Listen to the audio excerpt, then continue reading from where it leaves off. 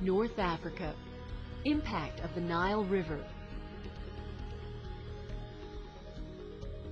The Nile is the longest river in the world.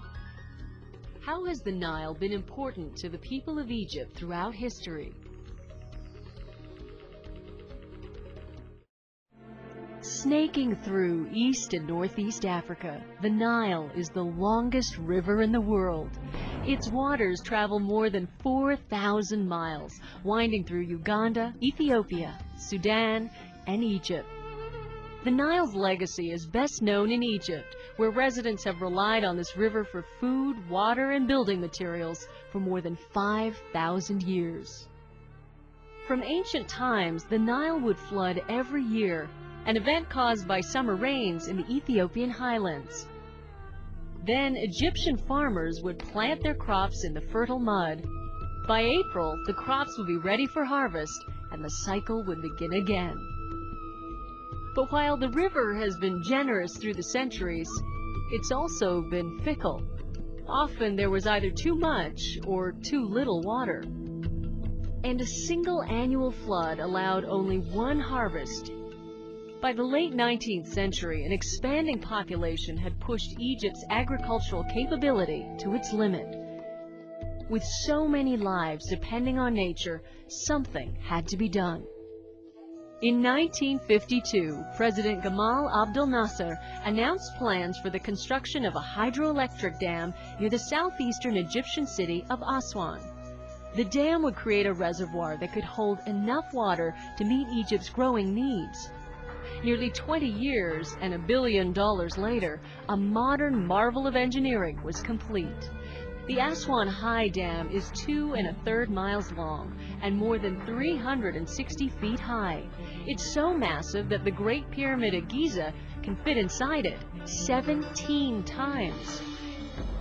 Behind it, Lake Nasser, a 300-mile-long reservoir, holds more than 200 billion cubic yards of water, enough to sustain all Egyptians through the longest of droughts. The Aswan High Dam paid dividends right away. The steady flow of water eliminated Egypt's dependence on annual floods and allowed farmers to produce a greater variety of crops. New irrigation systems created 25% more farming land and tripled Egypt's agricultural production. And the dam's generators produced enough electricity to supply half of Egypt's power needs. But along with the benefits have come some difficult trade-offs. The creation of Lake Nasser flooded the site of the ancient Nubian civilization and forced some 90,000 people to move from their ancestral home. The dam also stops the flow of the silt downriver. Farmers must now treat their fields with artificial fertilizers, which are both costly and potentially hazardous to the environment. The lack of new silt has also contributed to erosion of the river's banks and delta. The Nile's annual floods had always provided a new supply of nutrients to the mouth of the river, but because the dam has interfered with that natural cause of events, the fish population in the delta has diminished, damaging the national fishing industry. Finally, the construction of irrigation canals contributed to the spread of deadly waterborne illnesses and parasites.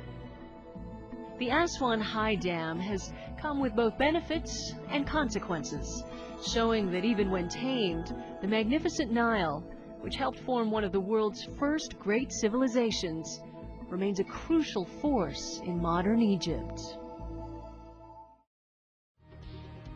What are two benefits and two consequences of the Aswan High Dam?